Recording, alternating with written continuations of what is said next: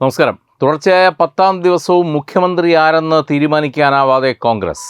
ഇന്ന് ദില്ലിയിൽ രാവിലെ മുതൽ നടന്ന ചർച്ചകൾക്കൊടുവിൽ ഇപ്പോൾ അല്പസമയങ്ങൾക്ക് മുമ്പ് ജയറാം രമേശാണ്, മാധ്യമങ്ങളുടെ ചുമതലയുള്ള ജയറാം രമേശാണ് മാധ്യമങ്ങളോട് ഇക്കാര്യം അറിയിച്ചത്. പ്രഖ്യാപനം നാളെ എന്നുള്ളതാണ് ഇപ്പോൾ അറിയിച്ചിരിക്കുന്നത്. ഇന്ന് വൈകിട്ടോടുകൂടി ഈ കാര്യത്തിൽ എന്തായാലും ഒരു തീരുമാനം ഉണ്ടാകുമെന്ന് തന്നെയാണ് എല്ലാ വിശ്വാസ കേന്ദ്രങ്ങളിൽ നിന്നും രാവിലെ മുതൽ ലഭിച്ചുകൊണ്ടിരുന്ന സൂചനകൾ. പക്ഷേ എല്ലാവരെയും നിരാശരാക്കിക്കൊണ്ട്, നിഷ്പ്രഭരാക്കിക്കൊണ്ട് വീണ്ടും പ്രഖ്യാപനം നീളുകയാണ്. എന്താണ് ഈ നീട്ടിക്കൊണ്ടു പോകുന്നതിന് പിന്നിൽ എന്നുള്ളതാണ് ഇപ്പോഴും വലിയ ചിന്താക്കുഴപ്പത്തിലായിരിക്കുന്നത്. ഇതിനിടയ്ക്ക് ഇന്ന് വൈകിട്ട് ഒരു 3 മണിക്ക് ശേഷം വലിയ രീതിയിൽ മാധ്യമങ്ങൾക്കിടയിൽ ഒരു വാർത്ത പ്രചരിച്ചത് വി.ഡി. സതീശന് തന്നെയാണ് നറുക്ക് വീണിരിക്കുന്നത്. കെ.സി. വേണുഗോപാലിനെ അനുനയിപ്പിക്കാനുള്ള ചർച്ച ദില്ലിയിൽ തുടരുകയാണ് എന്ന തരത്തിലാണ് 3 മണി മുതൽ വാർത്തകൾ വന്നിരുന്നത്. പക്ഷേ ഇപ്പോൾ അല്പസമയങ്ങൾക്ക് മുമ്പാണ് വലിയ രീതിയിലൊരു ട്വിസ്റ്റ് ഉണ്ടായത്. ജയറാം രമേശ്, സാധാരണഗതിയിൽ ജയറാം രമേശ് അല്ല ഇത്തരത്തിലുള്ളൊരു തീരുമാനം ഉണ്ടാകുന്നെങ്കിൽ അത് മാധ്യമങ്ങളെ അറിയിക്കേണ്ടത് അത് ഖർഗെ തന്നെയാണ്, മല്ലികാർജ്ജുൻ ഖർഗെ തന്നെയാണ്. പക്ഷേ ജയറാം രമേശ് മാധ്യമങ്ങളുടെ അടുത്തേക്ക് വരികയും മാധ്യമങ്ങളോട് ഈ കാര്യം പറയുകയും ചെയ്തു. നാളെ ഈ കാര്യത്തിൽ ഒരു തീരുമാനം ഉണ്ടാകുമെന്നാണ് അദ്ദേഹം അറിയിച്ചിരിക്കുന്നത്. ഇത് വലിയ രീതിയിലുള്ള നിരാശയാണ് മാധ്യമപ്രവർത്തകർക്കിടയിലും അണികൾക്കിടയിലും ഒപ്പം കേരളത്തിലെ ജനങ്ങൾക്കിടയിലും ഉണ്ടായിരിക്കുന്നത്.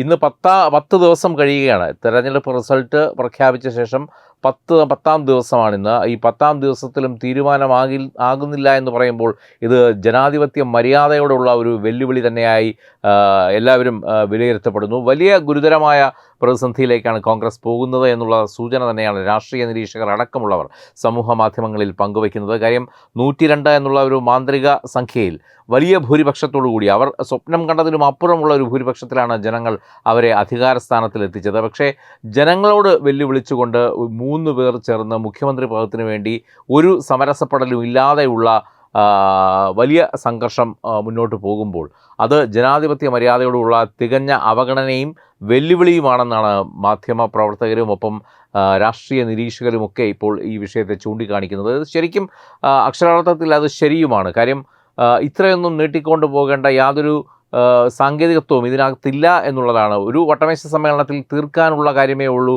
വെറുതെ ഹൈക്കമാൻഡിൻ്റെ ഒരു പ്രഷർ കൂട്ടിക്കൊണ്ട്, ജനങ്ങളുടെ പ്രഷർ കൂട്ടിക്കൊണ്ട് കഴിഞ്ഞ 10 ദിവസമായി ഉത്തരമേതുമില്ലാത്ത അല്ലെങ്കിൽ ഒരു സൊല്യൂഷൻ ഇല്ലാത്ത ചർച്ചകളാണ് ഡൽഹിയിൽ തുടർന്നു പോയിക്കൊണ്ടിരിക്കുന്നത്. അതും വിവിധ ഘട്ടങ്ങളിലൂടെയാണ് ചർച്ചകൾ മുന്നേറിയിട്ടുള്ളത്. ആദ്യം തിരുവനന്തപുരത്തെത്തുന്ന പ്രത്യേക നിരീക്ഷണ സംഘം അവർ MLA-മാരെ കാണുന്നു. MLA-മാരുടെ അഭിപ്രായമാരായിരുന്നു, അവരുടെ ഒരു പ്രിഫറൻസ് എഴുതിയെടുക്കുന്നു. അതിനുശേഷം ഡൽഹിയിലേക്ക് പോകുന്നു. പിന്നീട് ഡൽഹിയിൽ പഴയ കോൺഗ്രസ് പ്രസിഡൻറ്റുമാരെ വിളിച്ചു ചേർക്കുന്നു, കക്ഷി നേതാക്കളെ വിളിക്കുന്നു, ഇവരുമായി പ്രത്യേകം മീറ്റിംഗ് നടത്തുന്നു. വീണ്ടും ഈ പറഞ്ഞ 3 രമേശ് ചെന്നിത്തല, വി.ഡി. സതീശൻ, കെ.സി. വേണുഗോപാലുമായി മാറിയുള്ള അഹോരാത്ര ചർച്ചകൾ. പക്ഷേ അപ്പോഴും ഇതിൽ ഒരു ഉത്തരമാകുന്നില്ല എന്നുള്ളതാണ് ഏറ്റവും വലിയ നിരാശ. ഇപ്പോൾ കഴിഞ്ഞ ദിവസം മുതൽ മുഖ്യമന്ത്രി ഇല്ലാത്തവരുടെ നാട് എന്നുള്ള ഒരു വിളിപ്പേര് കൂടി കേരളത്തിന് സ്വന്തമായിരിക്കുന്നു. മുഖ്യമന്ത്രി ഇല്ലാത്തവൻ്റെ നീ മുഖ്യമന്ത്രി ഇല്ലാത്ത നാട്ടിലുള്ളതല്ലേ എന്നുള്ള തരത്തിലുള്ള ട്രോളുകളൊക്കെ ഇപ്പോൾ മലയാളികൾക്ക് നേരെ തിരിഞ്ഞിരിക്കുകയാണ്.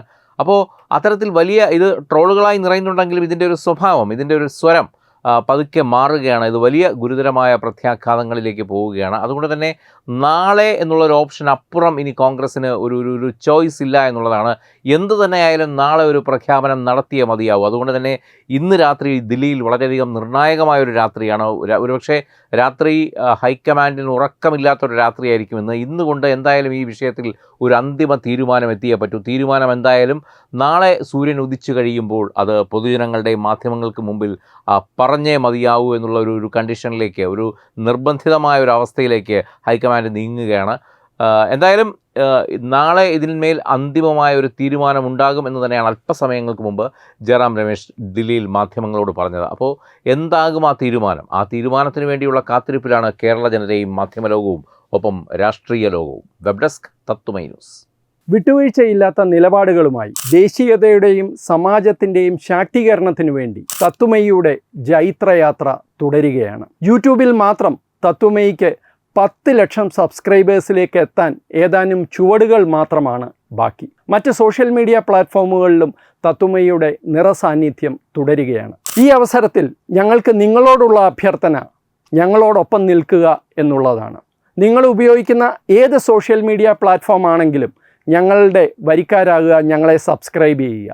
നിങ്ങളുടെ സുഹൃത്തുക്കളിലേക്ക് തത്വമയിയുടെ ഈ സന്ദേശം പ്രചരിപ്പിക്കുക. ഞങ്ങളോടൊപ്പം നിൽക്കൂ, രാഷ്ട്രത്തോടൊപ്പം നിൽക്കൂ, ദേശീയതയ്ക്കൊപ്പം സഞ്ചരിക്കൂ.